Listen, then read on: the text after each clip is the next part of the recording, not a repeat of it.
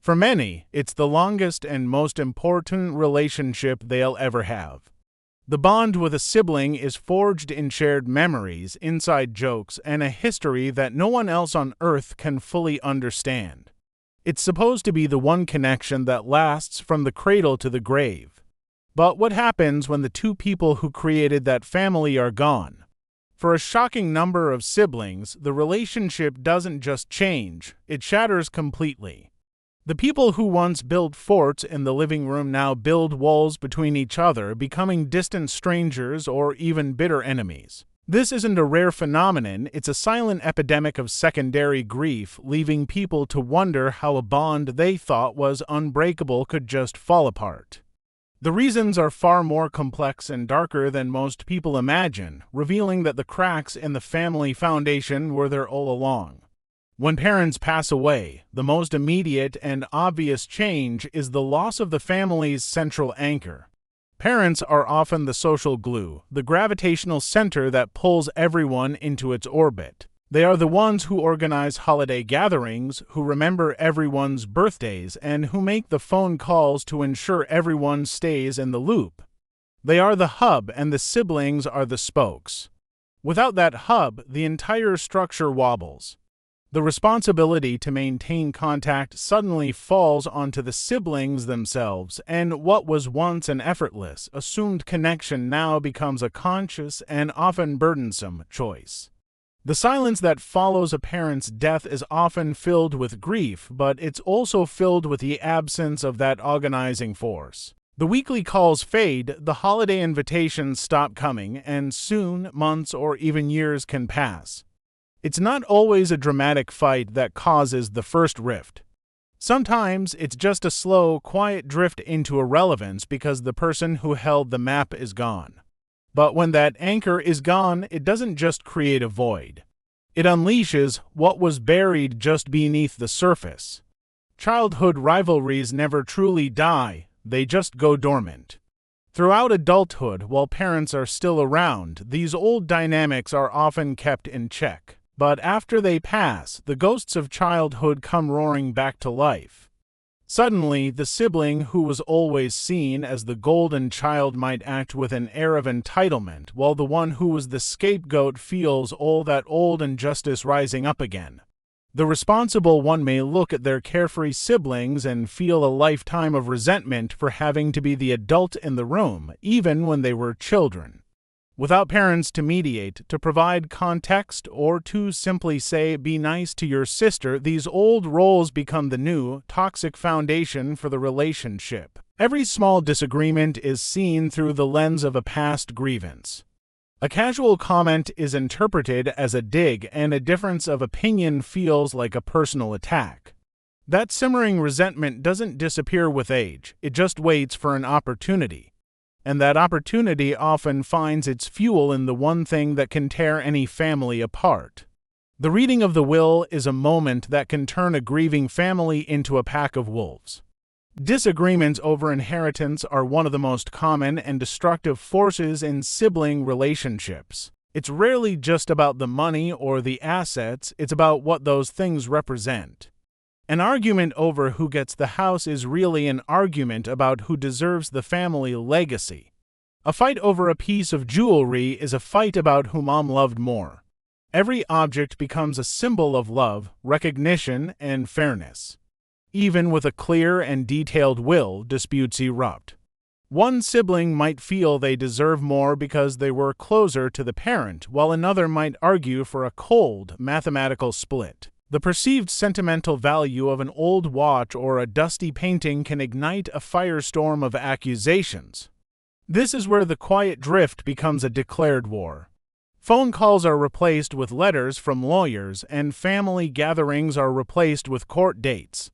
A fight over a dusty armchair becomes a war over a lifetime of perceived slights, and the damage done in these battles is almost always permanent. But sometimes the conflict isn't about what's left behind, but about the painful journey that came before. In the years leading up to a parent's death, the burden of caregiving is often not distributed equally. For years, one sibling may have carried the weight. They were the one living nearby, handling the doctor's appointments, the late-night emergencies, the financial paperwork, and the emotional toll of watching a parent decline. They sacrificed their time, their money, and their own mental health. Meanwhile, their siblings might have lived far away, calling once a week and offering well-meaning but useless advice. That caregiver sibling builds up a deep, simmering resentment that they often suppress for the sake of their parents. After the parent passes away, that resentment can boil over. It's compounded when everyone grieves differently. The caregiver might want to clear out the family home immediately, unable to bear the painful memories, while another sibling finds comfort in leaving things untouched and accuses them of being cold and unfeeling. One sibling might want to talk about their parents constantly, while another needs to create distance to process their pain. These differences are often misinterpreted as a lack of love or respect, creating a perfect storm of misunderstanding and judgment that can poison the well for good. And while these internal battles rage, a new threat often emerges from the outside. When siblings grow up and build their own lives, their primary loyalty naturally shifts. Their spouse and their children become their new core family unit. This is a normal part of life, but it can introduce a powerful and disruptive new dynamic after the parents are gone. A spouse might have had a strained relationship with their in-laws and is now happy to see those ties cut. They might offer advice that creates a wedge, encouraging their partner to stand up for themselves against a sibling. Suddenly, a family-only discussion now has a +1, an outside consultant whose allegiance is not to the original family but to their new one. This isn't always malicious. Sometimes a spouse is simply trying to protect their partner from the pain and drama of the family conflict. But in doing so, they can inadvertently fuel the fire, reinforcing feelings of us versus them. The sibling bond, already strained by grief and resentment, is now stretched to its breaking point by the pull of these new allegiances. But as damaging as these conflicts are, there are stories of betrayals so deep they seem almost unbelievable. While not every family experiences this, heartbreaking stories have surfaced online that reveal a much darker side of sibling fallout. There are whispers of siblings taking advantage of a parent with dementia, siphoning off thousands of dollars from their bank accounts while no one was looking. Reports have claimed that a brother or sister, in the depths of their own issues, has stolen pain medication from a sibling battling cancer. These aren't disagreements, they are profound violations of trust. In one of the most gut-wrenching accounts shared online, a person revealed that after their parents passed away when they were just 13, their older siblings didn't step in to help. They simply let the state take them, abandoning their youngest sibling to the foster care system. It's a level of betrayal that's hard to comprehend, a wound that could never fully heal. When a sibling relationship reaches this point, it's no longer about drifting apart.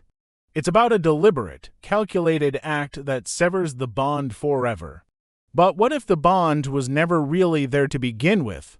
For some siblings, the death of their parents isn't a tragedy that breaks the family, it's a quiet permission slip. All those years, the phone calls, the holiday cards, the forced smiles at family dinners, it was all a performance for their parents. They were never truly friends, they were just people who happened to share a childhood. They may have different values, different politics, and fundamentally different personalities.